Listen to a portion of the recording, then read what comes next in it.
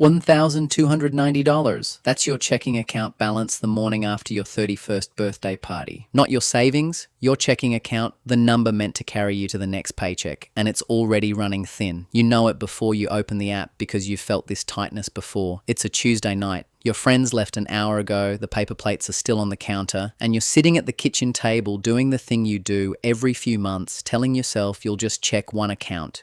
Then you're 4 tabs deep into everything you own. Your salary is $58,000 a year. That's $4,833 a month before taxes, which becomes $3,720 after everything gets taken out. Rent is $1,450. Car payment $340. Insurance $165. Minimum on the credit card $140. Groceries $410. A subscription bundle you barely use $47. Takeout that quietly adds up to $310 some months. That leaves almost nothing most weeks, and some months it leaves less than nothing. You scroll back further than you meant to. 6 months, then 12. You start noticing the shape of it. A $12.99 charge for an app you forgot you downloaded. A $35 overdraft fee from a Sunday you weren't paying attention. A recurring $9 charge you cannot identify no matter how long you stare at the merchant name. None of it is dramatic. That's what makes it hard to look at. There's no single villain here. There's just a couple of years of not looking closely enough, and the quiet math of what that costs compounding in the background the entire time. You close the laptop, you sit there in the kitchen light, and something in you goes very quiet. Not panicked, just quiet. The kind of quiet that shows up right before a decision you've been avoiding finally arrives. Here's what nobody tells you about starting at 31.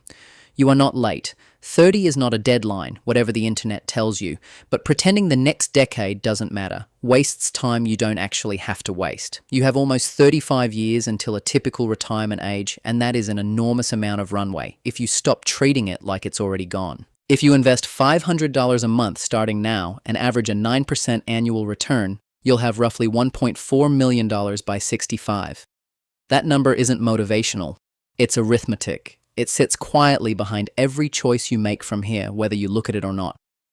But $500 a month means something has to change first. It means finding where the money is actually going. It means facing the credit card balance, $3,100 at 24% interest, instead of glancing past it on the app every month. It means actually deciding that the version of you at 45 matters more than 4 takeout orders a week right now. The first goal isn't retirement. It isn't even the emergency fund yet. It's $1,000 sitting untouched in a savings account. That number feels almost embarrassingly small to say out loud at 31. And that embarrassment is exactly why so many people your age never say it out loud at all. They'd rather pretend they're further ahead than admit they're starting the real work now. You cancel 2 subscriptions you forgot you had, $31 back. You call your insurance company and switch providers after a 25-minute hold. $28 a month saved. You sell a bike in the garage you rode twice last year, $180. You start bringing lunch 4 days a week instead of buying it, roughly $140 a month. One Thursday morning you check the account, $1,060. You don't celebrate, there's no one to tell. And even if there were, how do you explain that $1,060 feels like more than it sounds like? But something in your chest loosens slightly. Proof, small and specific, that direction can change. At 32, you've automated $350 a month into a Roth IRA and $150 into a high-yield savings account. The money leaves before you can talk yourself out of it. You live on what's left. It's tighter some months than others, but it holds. Then your car needs a new transmission. You hear it before you understand it, a grinding sound on a cold morning in February. The shop quotes you $2,400. A year ago, this would have gone straight onto the credit card, sitting there for months, quietly growing at 24%. Instead, you pay it from savings. You feel the account drop.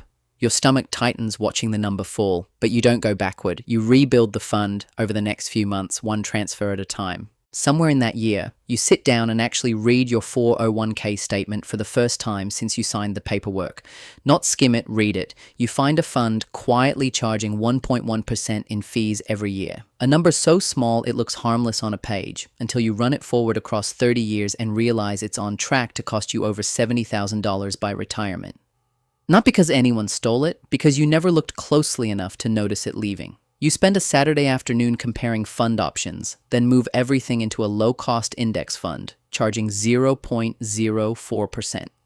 Nothing about your life changes that day. No one notices. But $70,000 just quietly stayed in your future instead of someone else's fee structure. At 33, something happens that has nothing to do with your account balance. You're standing in a hardware store deciding between two toolkits. One is $40, the other is $110 with a lifetime warranty. 2 years ago, you'd have grabbed the cheaper one without thinking. Instead, you calculate cost per use across a decade, and you buy the $110 set. You sit in your car afterward and realize you're thinking in years now, not in the next paycheck. Nobody taught you this. It grew in quietly while you weren't watching. At 34, your company announces layoffs on a Thursday afternoon. The email uses the word restructuring.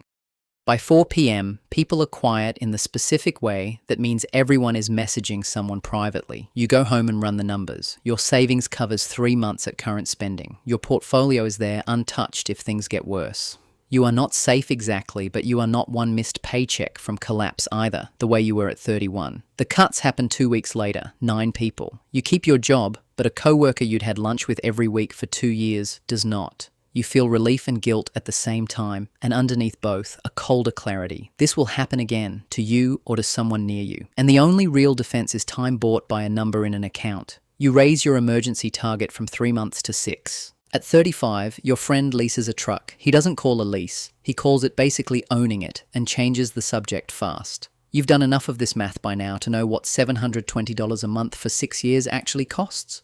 You're in the passenger seat once, and you feel the pull of it, the quiet in the cabin, the way the door closes like something engineered to feel important. A voice in you says, "You've been disciplined for 4 years now. Don't you deserve this?" You notice the voice. You don't argue with it or shame yourself for having it. You just let it pass. The question was never whether you want it. The question is what it costs you in years. $720 a month for 72 months is over $51,000 for a truck worth half that the day the payments stop.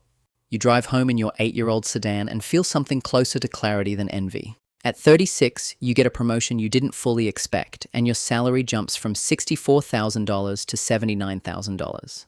This is the moment that quietly determines whether the last 5 years actually meant anything. Because here's what almost happens. Your brain, the second the new number hits your account, starts pricing out a bigger apartment, a nicer car, the life that finally matches the title. You catch yourself mid-search on an apartment listing, $1,900 a month for an extra bedroom you'd use twice a year. You close the tab. Instead, you raise your 401k contribution by the exact percentage your raise represents, and you never see that money in your checking account long enough to miss it. Your lifestyle on paper looks almost identical to the year before. Internally, you just accelerated your entire timeline by roughly 4 years, and nobody watching your life from the outside would ever be able to tell. Your portfolio crosses $50,000 on a Tuesday in spring. You check the app between meetings out of habit rather than anxiety, and the number reads $51,300. You go back to your meeting, you eat lunch at your desk, but the number sits with you all day, low and warm. This is the first milestone that feels structural rather than symbolic, a foundation poured and curing that everything else will sit on top of. At 37, your mother calls on a Sunday evening, careful, rehearsed, the way people sound when they've practiced what they're about to say for days. Her furnace needs replacing, $2,900. She's been putting it off because she doesn't know how to ask. You tell her not to worry about it. You transfer the money the next afternoon without touching the portfolio, without going into debt, without losing a night of sleep over it. What stays with you isn't the $2,900, it's the sentence you said without hesitation. I've got it. 5 years earlier, that sentence would have meant a quiet calculation of what card to use, how many months to pay it back, a private shame about being an adult who couldn't absorb a family emergency cleanly. This time, you just helped. That, more than any number in any account, is the first moment you understand what this was always for, not a balance, capacity. The ability to say yes to the people you love without it costing you your footing. At 38, your credit card is paid off completely. A debt that had quietly followed you since your 20s is finally gone in one transfer that felt both enormous and strangely quiet. The way real milestones usually do. You own a diversified portfolio, a maxed Roth IRA, a small taxable brokerage account starting to build. And here's the part nobody says out loud. You feel a specific kind of loneliness at dinner with old friends. Some are in real financial pain that's hard to watch up close. Some earn more than you and spend all of it without seeming to notice. You've tried bringing it up gently once or twice. It went nowhere. People don't change their relationship with money because someone mentioned index funds at dinner. They change it alone at a kitchen table at 1 a.m., staring at a number that finally got too uncomfortable to ignore the way you did. You can't manufacture that moment for someone else, so you carry the gap quietly.